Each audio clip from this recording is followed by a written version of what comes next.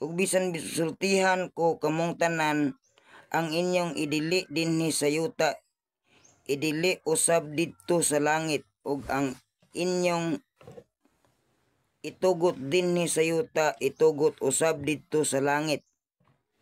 Og sultihan ko pa gayud kamo kun duha kaninyo dinhi sa yuta makauyon sa pagpangayo bisag unsang butanga, kini ihatag kaninyo sa akong amahan nga atoa sa langit.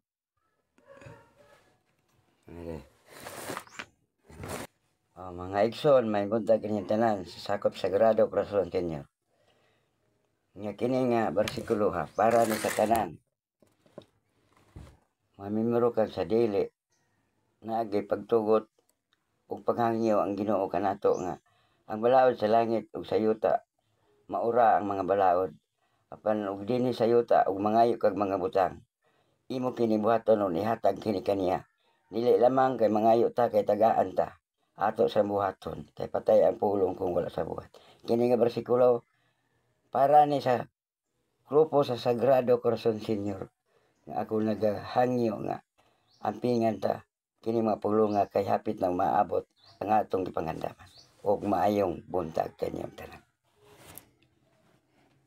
Kamong mga ulipon, pag masinungtanon kamo sa inyong mga agalon ug tahura sila buhata kini sa kinasingkasing gayud sama ra nga si Kristo maoy inyong alagaran.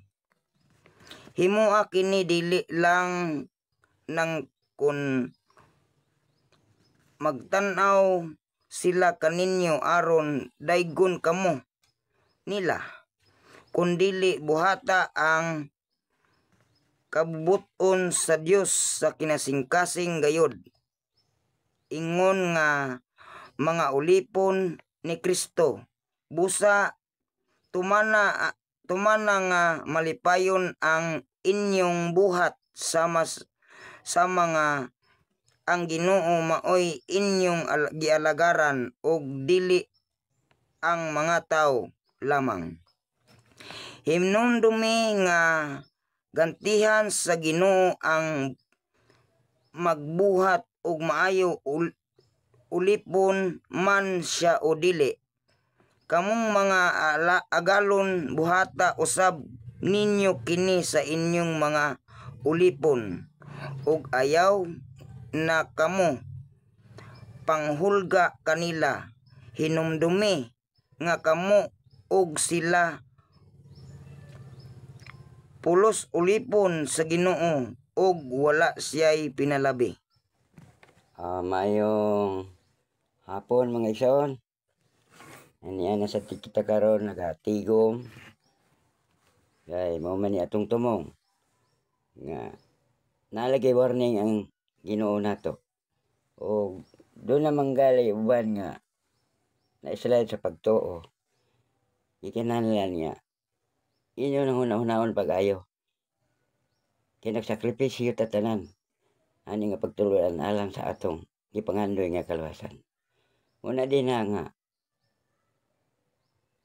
kahit man ngunan kita permi nga dunay pagbuhat ug pagsunod kay ato nang buhaton aron mahimuot ang Dios kanato.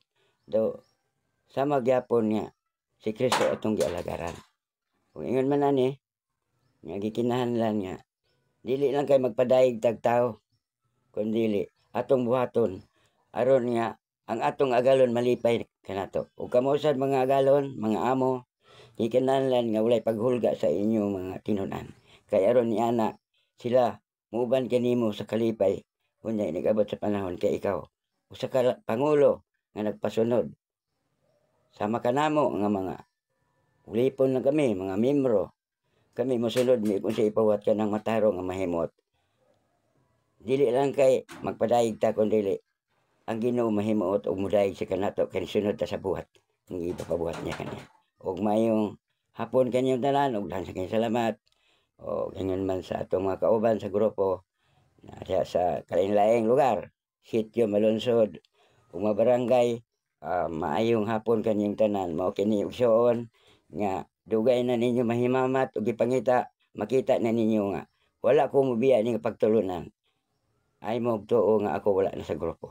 Ni agyapon ko. Maayong hapon.